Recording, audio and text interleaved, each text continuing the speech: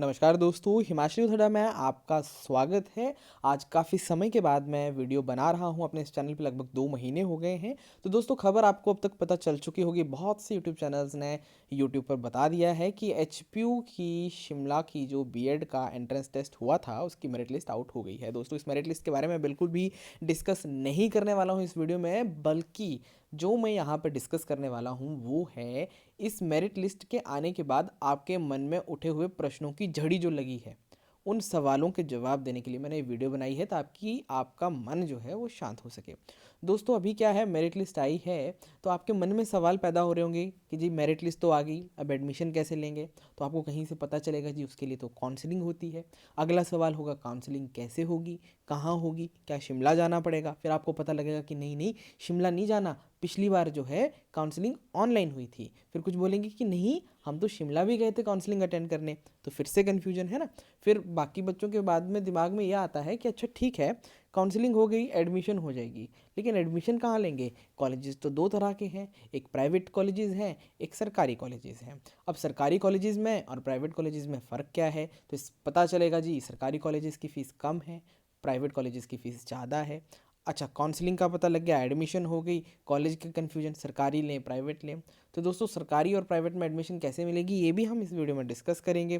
फिर चाहे सरकारी ले लिया चाहे प्राइवेट ले लिया तो फ़ीस कितनी होगी दोनों में। फिर बात ये आई कि अगर सरकारी नहीं मिला तो प्राइवेट में कौन से में एडमिशन लेंगे। तो पहले पता होना चाहिए कि हिमाचल में प्राइवेट कॉलेजेस कितने हैं या सरकारी कॉलेजेस कितने हैं। चलिए मान लीजिए आप कोई कॉलेज ले भी लेते हैं। अब प्रॉब्लम ये भी तो है कि आर्ट्स वालों की कितनी सीटें होंगी किसी कॉलेज में, कॉमर्स वालों के लिए कितनी होंगी, मेडिकल की कितनी, नॉन मेडिकल की कितनी। यहाँ भी कन्फ्यूजन है। यहाँ पर भी आपको अलग अलग इन्फॉर्मेशन हर एक जगह से मिल जाएगी। तो क्या है, आपके मन में जो क्यूरियोसिटी है, इन सभी सवालों के जवाब देने के लिए मैंने ये वीडियो बनाई है। अब अगली बात, ये जो जितने भी सवाल आपके मन में आ रहे हैं, इनके जो मैं जवाब आपको देने वाला हूँ वो मेरे प्रीवियस ईयर्स के एक्सपीरियंस के हिसाब से होंगे। पिछले साल की काउंसलिंग के लिए भी मैं किसी के साथ गया था, वहाँ क्या होता है और ऑनलाइन कैसे होती है वो भी मैं आपको बताऊंगा। अगर आप मेरे चैनल पे देखें तो सारी वीडियोस बीएड से भरी हुई हैं। तो पिछले साल की वीडियोस आप देख सकते हैं जानने के लिए कि क्या प्रोसेस रहती है। बाकी इस वीडियो में मैं आपको समरी के तौर पर सब कुछ बताऊंगा। दोस्तों, ये वीडियो जो है आपके लिए इम्पॉर्टेंट होने वाली है और काफ़ी ज़्यादा आपके सवालों के जवाब आपको इसमें मिल जाएंगे। तो अब देखिए, ज़रूरत क्या है कि मई में जो था आपका ये बीएड का एंट्रेंस निकला था, तो उस वक्त आपने प्रोस्पेक्टस डाउनलोड किया होगा। उस प्रोस्पेक्टस को आप जो है पढ़िए और उसमें से आप जानिए कि क्या क्या है। अगर आपके पास प्रोस्पेक्टस नहीं है तो मेरे टेलीग्राम चैनल पर मिल जाएगा, और इस वीडियो में मैं आपको बताने वाला हूँ, तो चिल कीजिए। आज आपको ज़्यादा दौड़ धूप करने की ज़रूरत नहीं है, कहीं यहाँ वहाँ पता करने की ज़रूरत नहीं है। इस वीडियो को सुन लीजिए, आपको एक आइडिया सा लग जाएगा और आपकी उत्सुकता जो है वो कम होगी। तो पहले तो मैं आपको ब्रीफ आइडिया ऐसे ही बता देता हूँ बिना प्रोस्पेक्टस दिखाए कि क्या क्या होता है। पिछले साल जो है इसी तरह से एंट्रेंस हुआ था। इस बार एंट्रेंस लेट हुआ, रिजल्ट भी लेट आया। अब तक तो सेशन बैठ गया था पिछले साल, है ना। तो होता क्या है, मेरिट लिस्ट आने के बाद आपको एचपीयू की वेबसाइट पर लगातार जाना होता है। वहाँ पे चेक करनी होती है कि क्या अपडेट्स आ रही हैं। ठीक है, एचपीयू की वेबसाइट आपको मालूम है, HP यूनिव इस तरह से है। उसके ऊपर आप जाएंगे hpuniv.ac.in पर आप जाएंगे, वहाँ पर जो है लेटेस्ट न्यूज़ का नोटिस बोर्ड रहता है, वहीं पर आपको सारी इन्फॉर्मेशन मिलती है। वहाँ पर आपको एक धीरे थोड़े टाइम के बाद जो है काउंसलिंग की डेट्स अनाउंस की जाएंगी। सरकारी कॉलेजेस के लिए अलग से काउंसलिंग होती है और उसके बाद जो है प्राइवेट कॉलेजेस के लिए काउंसलिंग होती है। मेडिकल, नॉन मेडिकल और कॉमर्स वालों को अलग अलग टाइम पे बुलाया जाता है और वेन्यू रहता है। सबसे पहले 5 राउंड होते हैं काउंसलिंग के, 4 से 5 राउंड, जब तक ज़्यादातर आपकी सीटें ना भरी जाएं उतने राउंड होते हैं ऑनलाइन। ठीक है, उसके बाद लास्ट का एक राउंड रखा जाता है जिसे मॉपअप राउंड कहते हैं। वो होता है शिमला में यूनिवर्सिटी में जा कर के, मतलब जिसको ऑनलाइन काउंसलिंग में कभी भी सीट नहीं मिलती है वो शिमला जाएं। इसकी गारंटी नहीं है कि जिनको सीट्स नहीं मिलती हैं वो शिमला जाके उनको सीट्स मिल जाएंगी। मोपअप राउंड रखा जाता है और वहाँ पे भी मेरिट चलती है, और वहाँ पे फिर जिनको सीट मिल गई उनको मिल गई, और फिर जिनकी किस्मत ख़राब होगी, जिनके स्कोर काफ़ी कम होंगे, उनको सीट्स नहीं मिलेंगी। देखिए दोस्तों, कंपटीशन को ध्यान में रखिए। ईजी नहीं है बीएड में सीट लेना, लेकिन इतना मुश्किल भी नहीं है, तो टेंशन भी नहीं लेनी है, और इतना ईजी भी नहीं है। ऐसा नहीं है कि सबको सीट्स मिल जाती हैं, आपको सीट्स नहीं भी मिलेंगी। दूर दराज के कॉलेजेस में आपको मिल सकती हैं, लेकिन जो आपका मन चाहा प्राइवेट कॉलेज होगा उसके लिए भी बहुत ज़्यादा फाइट रहती है। डराना मेरा बिल्कुल भी मकसद नहीं है, बट आप जो रियलिटी है वो मैं आपको बता देता हूँ। अच्छा, इस तरह से काउंसलिंग होती है। क्या होगा, ऑनलाइन काउंसलिंग का वो निकलेगा, नोटिस आएगा, और फिर आपने क्या है, ऑनलाइन काउंसलिंग फ़ीस देनी होती है एक बार। ठीक है, जब आप फर्स्ट टाइम काउंसलिंग के लिए अटेंड करेंगे ऑनलाइन, ये दे देंगे लिंक आपको कि यहाँ क्लिक कीजिए, यहाँ क्लिक कीजिए। मैं भी आपको अपनी वीडियो में दिखा दूंगा आपने कैसे करना है। तो वहाँ पे आप क्लिक करेंगे और फिर वो काउंसलिंग कराने की फ़ीस लेते हैं, 500 हज़ार रुपये इतना होता है एग्जैक्टली। ये देखो, रफ आइडिया इस वीडियो में दे रहा हूँ आपको। तो इतना जो है आपको फ़ीस के पैसे देने हैं, ऑनलाइन पेमेंट फ़ीस की कटाएंगे आप। और वहाँ पर जो है फिर आप क्या करेंगे, ये बोलेंगे कि इतनी से इतनी डेट तक जो है, 1-2 दिन के अंदर अंदर 1-2 दिन का समय देंगे, और उसमें बोलेंगे कि आप फर्स्ट काउंसलिंग के लिए, फर्स्ट राउंड के लिए जो है अपने आप को रजिस्टर कीजिए, फ़ीस दीजिए। फिर रजिस्टर करने के बाद आप अपनी प्रेफरेंसेस देंगे। आपके कॉलेजेस की प्रेफरेंसेस क्या है, आप अपनी प्रेफरेंसेस देंगे। 5 या 10 कॉलेज की प्रेफरेंस मांगते हैं। और फिर क्या होगा कि 2-3 दिन के बाद वो प्रेफरेंस लेना बंद हो जाएगी। फिर उस काउंसलिंग का रिजल्ट जो है कुछ दिन के बाद आता है, 5 दिन के बाद, 7 दिन के बाद, या 3 दिन के बाद। फिर उसमें पता चलेगा कि आपको कौन सा कॉलेज अलॉट हुआ है। ठीक है, अगर उसमें आपको कोई कॉलेज अलॉट नहीं हुआ, फिर यूनिवर्सिटी क्या करती है, second round of counselling organise करती है। अब उस सेकेंड राउंड के लिए भी आपको रजिस्टर करना है माय डियर। ऐसा नहीं कि पहली बार रजिस्टर कर दिए तो दूसरी बार आप ऑटोमेटिकली रजिस्टर हो जाएंगे, नहीं। आपको जो है दूसरी बार भी रजिस्टर करना पड़ेगा। फिर से लॉगिन कीजिएगा, लॉगिन आईडी और पासवर्ड होता है, और वहाँ पर फिर से आप अपने कॉलेजेस की प्रेफरेंस देंगे। लेकिन इस बार आपको फ़ीस नहीं देनी है। फ़ीस आप वन टाइम प्रोसेस है, फर्स्ट टाइम ही देंगे। और याद रखिएगा, जिसने फर्स्ट टाइम प्रोसेस में फ़ीस दी होगी रजिस्ट्रेशन की, वही दूसरी बार अप्लाई कर सकता है। ऐसा नहीं कि आपने पहली बार में फ़ीस नहीं दी और आप चाहते हो, आपने पहली बार में काउंसलिंग अटेंड नहीं किया, आप दूसरी वाली करना चाहते हो, ऐसा नहीं हो पाएगा। ऐसा पॉसिबल पिछली बार तो नहीं था, इस बार का मुझे नहीं मालूम, जब तक नहीं आएगा कुछ नोटिस तब तक नहीं बता सकता। ठीक है, फिर उसी तरह से आपको सेकंड के लिए आपको अपनी प्रेफरेंस देनी होगी। 2-3 दिन का समय मिलेगा, उसके बाद जो है उसका रिजल्ट का डे रखा जाएगा। फिर उस दिन पर आपको पता चलेगा आपको कॉलेज मिला है या नहीं मिला है। पिछले साल तो ये था कि जो लोग कॉलेज चेंज करना चाहते हैं वो फिर से अप्लाई कर दें, लेकिन इस बार इन्होंने स्ट्रिक्टली नोटिस बोर्ड पे लिखा था, जो नोटिफिकेशन आई थी, कि इस बार कॉलेज एक बार जो मिल गया वो आपको मिल गया, उसको आप चेंज नहीं कर सकते। तो देखेंगे फ्यूचर में कैसी कैसी नोटिफिकेशन आती हैं, मैं आपको बताता रहूँगा। ये तो होगी काउंसलिंग के बाद। 4-5 काउंसलिंग कराने के बाद ये एक मोपअप राउंड जो है वो कर रखते हैं। उसमें क्या है, जिनको सीट्स नहीं मिलती हैं वो एक मार्क्स डिसाइड करेंगे, कितने नंबर वाले बच्चे जो हैं वो शिमला आ जाएं। जिनके मान लो एक जितना आपका पेपर हुआ है, 60 या 70 से ऊपर वाले जो हैं साइंस वाले आ जाओ, 50 वाले से ऊपर वाले कॉमर्स वाले आ जाओ। जस्ट मैं आपको आइडिया दे रहा हूँ। तो उस तरह से बच्चे जो हैं फिर शिमला जाते हैं एक प्रिस्क्राइब्ड डेट पर, पहले बताई हुई डेट पर। और वहाँ पर जो है एक वेन्यू रखा जाता है, एक सेमिनार हॉल ऑडिटोरियम टाइप होता है, जहाँ पर एक एडमिशन कमेटी सामने बैठी होती है, और आपको जो है फ़ीस लेके जानी होती है ना, फ़ीस लेके जानी होती है। और वो इन दी फॉर्म ऑफ डीडी आपने लेके जानी होती है। जैसे 40-50 हज़ार वो मंगवा लेंगे उधर। ठीक है, वहाँ पे आपको कॉलेज मिलेगा और आप वो डीडी जमा करा देंगे। अच्छा देखिए, अब ऑनलाइन काउंसलिंग होने के बाद या शिमला की काउंसलिंग होने के बाद होता क्या है, आपको 2 से 3 दिन का समय दिया जाता है। आपको जो कॉलेज मिला है, आपको उस कॉलेज में जा कर के अपने सारे डॉक्यूमेंट्स देने होते हैं। शिमला जब जाते हैं तब वो मंगाते हैं सिर्फ आपका जो एक ऑनलाइन एंट्रेंस टेस्ट भरा होता है, तो जो ऑनलाइन फॉर्म निकला होता है वो लेके जाना होता है। ठीक है, साथ में आप अपने डॉक्यूमेंट्स बाकी रख सकते हैं, उसकी लिस्ट होती है, वो आपको टाइम टू टाइम बता दी जाएगी कि ये लेके जाइएगा। फिर आपको कॉलेज अलॉट होने के बाद वो फ़ीस जो आप देंगे डीडी, उसकी स्लिप मिलती है। फिर आप अपने रिस्पेक्टिव कॉलेजेस में जाते हैं, 2-3 दिन का समय दिया जाता है उस दौरान, और वहाँ पर आप अपने सारे असली डॉक्यूमेंट्स और उनकी फ़ोटो स्टेट्स जमा कराते हो और उस कॉलेज का फॉर्म भरा जाता है। फिर आपको वहाँ पर एडमिशन मिल जाती है। तो ये हुई काउंसलिंग और एडमिशन की बातें। अब हिमाचल में कितने कॉलेजेस हैं, प्राइवेट कॉलेजेस की एडमिशन फ़ीस कितनी है, गवर्नमेंट कॉलेजेस की फ़ीस कितनी है, वो मैं आपको बताता हूँ नोटिफिकेशन से। तो यहाँ तक जो था, ये मैंने आपको जो कहानी बताई, हो सकता है आप इसमें बोर हो गए हों, लेकिन ये कहानी जो लोग एडमिशन लेना चाहते हैं उनकी जीवन में घटने वाली है आगे जा कर के। ठीक है, अब इस साल की नोटिफिकेशन से जानते हैं कि कौन कौन से कॉलेजेस, चाहे गवर्नमेंट है चाहे प्राइवेट है, हिमाचल प्रदेश में बीएड के हैं। तो ये आपके सामने जो है मैंने इस साल का प्रोस्पेक्टस है, लेटेस्ट जो है आपको दिखा रहा हूँ, जो प्रोस्पेक्टस में अवेलेबल थे। यहाँ पर आपको नाम देखने को मिल जाएगा, यहाँ पर उनमें सीट्स कितनी हैं ये भी देखने को मिल जाएंगी, किस कॉलेज में कितनी सीट्स हैं। तो सबसे पहले ये 2 कॉलेज हैं, ये आप सरकारी कॉलेज मान के चलीजिए। पहला जो है वो यूनिवर्सिटी में ही है, शिमला में, और दूसरा जो है वो धर्मशाला में है। Department of education, HP university Shimla 5। और यहाँ पर फ़ोन नंबर दिए हैं, आपकी कोई भी क्वेरीज हैं तो आप यहाँ से कांटेक्ट कर सकते हैं। यहाँ पर जो है शिमला में 100 सीट्स रहती हैं, और ये जो government college of teacher education Dharamshala है, यहाँ पर जो है 250 सीट्स रहती हैं। तो ये दोनों जो है सरकारी कॉलेज हैं, मीन कुल मिला के आपके पास 350 सीटें जो हैं वो रहती हैं। उसके बाद जो है आप बाकी कॉलेजेस रहते हैं वो हैं self financing private B Ed colleges, जिन्हें आप प्राइवेट कॉलेजेस कहते हैं। डिस्ट्रिक्ट बिलासपुर में आपके ये और ये कॉलेजेस हैं। मैं इनके नाम इसलिए नहीं ले रहा क्योंकि वीडियो लंबी हो जाएगी, आप वीडियो को पॉज करके जो अपना कॉलेज देखिएगा। जैसे कि कुछ एक के मैं नाम ले देता हूँ। आदर्श कॉलेज ऑफ एजुकेशन है, गुरुकुल भारती कॉलेज है, शिवा कॉलेज है। यहाँ पर रिस्पेक्टिवली इस कॉलेज में 100 सीटें हैं, इसमें 50 सीटें हैं और इसमें 200 सीटें हैं। तो यहाँ पर उसके बाद डिस्ट्रिक्ट चंबा में आते हैं। तो डिस्ट्रिक्ट चंबा में 2 कॉलेजेस हैं, Chamba millennium B Ed college, Priyadarshini college, और यहाँ पर दोनों में जो है वो 100 सीटें हैं।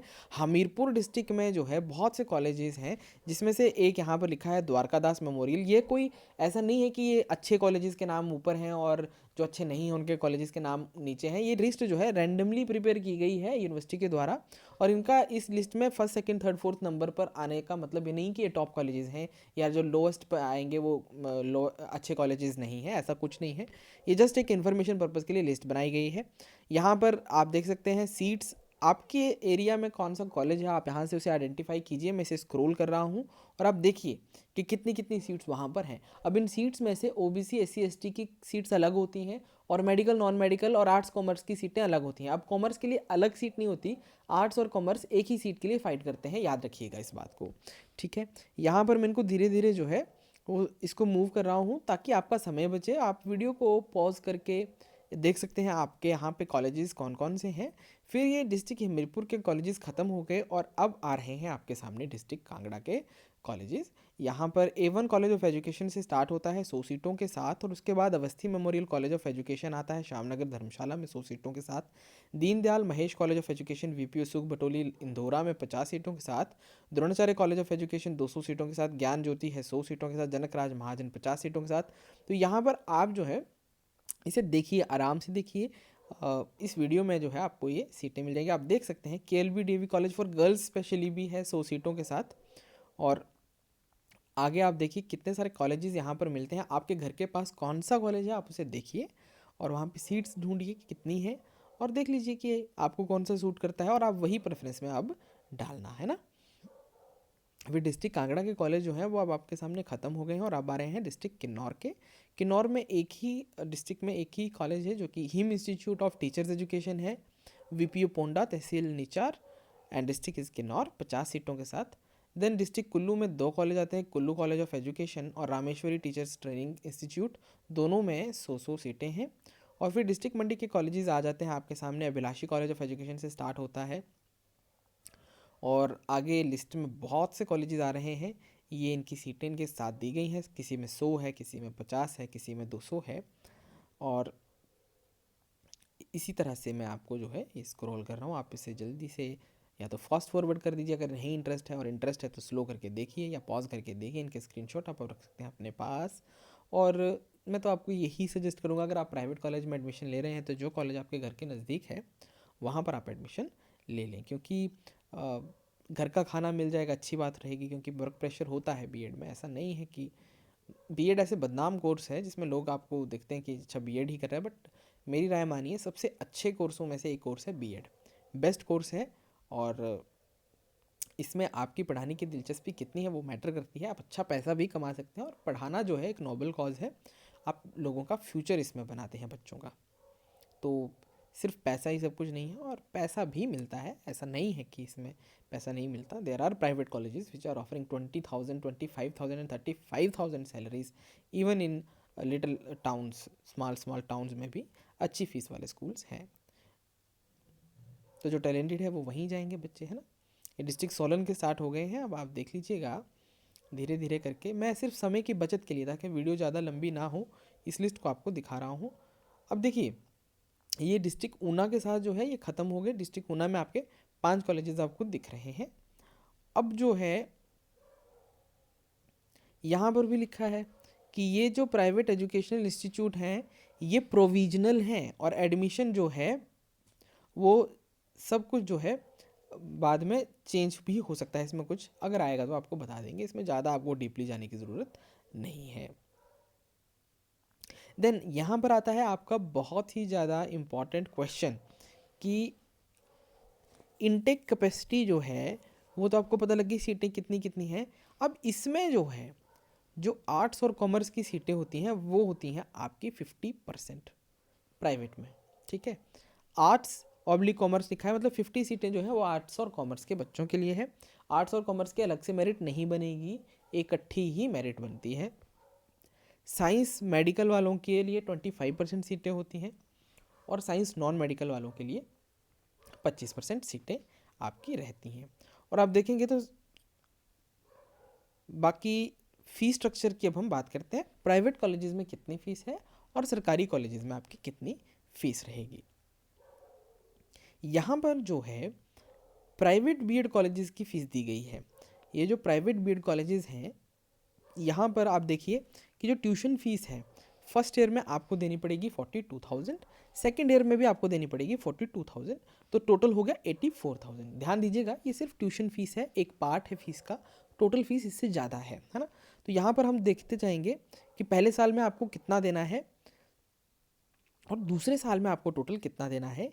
इसके अलावा ट्यूशन फ़ीस के बाद आपकी एडमिशन फ़ीस रहती है, रिपेयर रिप्लेसमेंट फ़ीस होती है, हाउस एग्जामिनेशन होते हैं, मैगज़ीन फ़ंड है, आइडेंटिटी कार्ड की फ़ीस है, मेडिकल फ़ंड की फ़ीस है। 100 तरह के फ़ंड्स हैं जो आपको यहाँ पर दिखाए गए हैं। यहाँ पर जो है आप देख सकते हैं मंथली चार्जेस इनके अलावा लगाए गए हैं। तो ध्यान दीजिएगा यहाँ पर फर्स्ट ईयर में आपको कुल मिला के देने हैं 49,515 रुपीज़, सेकेंड ईयर में आपको देने हैं 48,495 रुपीज़, टोटल मिला के हो गया 98,010 रुपया आपकी फ़ीस है। इसके अलावा आपको देनी है लाइब्रेरी सिक्योरिटी फ़ीस, मतलब आप मान के रखिए कि 98,000 फीस है, इसके अलावा आपको 1,000 रुपया और देना है जो कि आपकी लाइब्रेरी सिक्योरिटी फ़ीस है। 1,000 रुपीज़ आप देंगे और ये रिफंडेबल होती है, आपको आपके कॉलेज से मिल जाएगी 2 साल के बाद। लेकिन जब आपका कोर्स कंप्लीट होगा उसके बाद आप अपने कॉलेज से इस 1,000 रुपये को मांग सकते हैं। तो देखिए 98,000 प्लस 1,000 99,000 और यूनिवर्सिटी चार्जेस ये आपके अलग से लगते हैं। At the rate of 7% on tuition fee shall be charged by HP university as per existing rule of HPU at the time of admission. और उसके अलावा एग्जामिनेशन फीस जो है हर सेमेस्टर में आपको देनी होगी वो है 1,400 रुपये। अब ये 7% रुपये जो हैं वो ट्यूशन फीस आपकी कितनी बनी, देखिए ये जो आपकी ट्यूशन फीस है 84,000, इसका जो है आपको 7% देना है। अब 7% कितना होगा 84,000 का, 840 मल्टीप्लाई बाय 7 आप कर लीजिएगा, ठीक है, मल्टीप्लाई बाय 7 आप कर लीजिएगा तो ये 5-6 हज़ार के बीच बनेगी, ठीक है। कितनी बनेगी, 5-6 हज़ार के बीच बनेगी, मतलब 58 समथिंग बनेगी आपकी, ठीक है, 58 समथिंग आपकी बनेगी, 5880 अगर प्रिसाइजली आप कहें तो। ये आपकी लेवी, इसे क्या कहते हैं, इसे लेवी कहते हैं, ये इनके अलावा आपकी लगेगी। तो मतलब आप रख करके चल लीजिए कि 1 लाख से 1,10,000 रुपये तक की आपकी फ़ीस ही फ़ीस जो है वो जानी है, जिसमें आपने आधी फर्स्ट ईयर में देनी है और आधी से थोड़ी सी ज़्यादा आपने सेकेंड ईयर में देनी है। तो या थोड़ी सी कम या उतनी बराबर लगभग लमसम में पड़ती है। तो ये आपकी प्राइवेट कॉलेजेस की फ़ीस है। मतलब आप ये रख के चलिए कि 1 लाख तक का तो लगना ही लगना है और उसके ऊपर आप 10,000 रख सकते हैं ज़्यादा से ज़्यादा, और अगर इसमें कोई रिवीजन होता है तो अलग बात है। देन ये 2 साल की पहले फीस लगती थी 84,870, जो कि अब बढ़ा करके 98,000 कर दी गई है इस साल से, ठीक है। पिछले साल के बच्चों को भी देनी पड़ी थी, बाद में उन्होंने रिवाइज़ की थी और उनको अलग से ये पैसा देना पड़ा था। तो प्राइवेट स्कूल की फ़ीस, कॉलेजेस की फ़ीस आपको पता लग गई। अब मैं आपको एक आइडिया देता हूँ गवर्नमेंट कॉलेजेस की फ़ीस का। गवर्नमेंट कॉलेजेस की फ़ीस जो है आपको मैं बता दूं, यहीं पर आपको उस नोटिफिकेशन में यहाँ पर मिलने वाली है। तो दोस्तों आपने देखा प्राइवेट में फ़ीस ज़्यादा है, और अब मैं आपको जैसे ही दिखाऊंगा ना कि गवर्नमेंट कॉलेजेस की फ़ीस कितनी है, आप देखेंगे कि वाह कितना ज़्यादा फ़र्क पड़ता है। अगर आपके नंबर काफ़ी अच्छे आए हैं तो आप अपने पेरेंट्स का गवर्नमेंट कॉलेज में जो है काफ़ी खर्चा जो है वो बचा लेंगे। अब यहाँ पर ये आपके सामने आ गई है डिपार्टमेंट ऑफ एग्जामिनेशन एचपीयू में कितनी फ़ीस है और government college of teacher education में आपकी कितनी फ़ीस लगेगी धर्मशाला में। ठीक है, ये लिखिए यहाँ पर फीस एंड अदर ड्यूज पर एनम of department of education HP university and government college of teacher education GCTE बोलते हैं धर्मशाला को, एक टीचर एजुकेशन कॉलेज को। तो वहाँ पर जो है ये आपके फीस के टोटल बन रहे हैं, एक 750 रुपया है, प्लस इन सब छोटे छोटे फंड्स को जोड़ के जो बनाया गया है वो नीचे आपका बनाया गया है 5,560 रुपये। अब 5,560 रुपये जो है यहाँ पर आप देखेंगे तो यहाँ पे आपको ऑब्लिक में लिखा है आईआरडीपी और बीपीएल वालों के अलग अलग हैं। यहाँ पर जो है टोटल फीस मैं आपको बताता हूँ। ठीक है, कुल मिला के आपको जो पैसे देने हैं, ठीक है, बॉयज़ के लिए वो बनते हैं आपके 11,350, 11,350।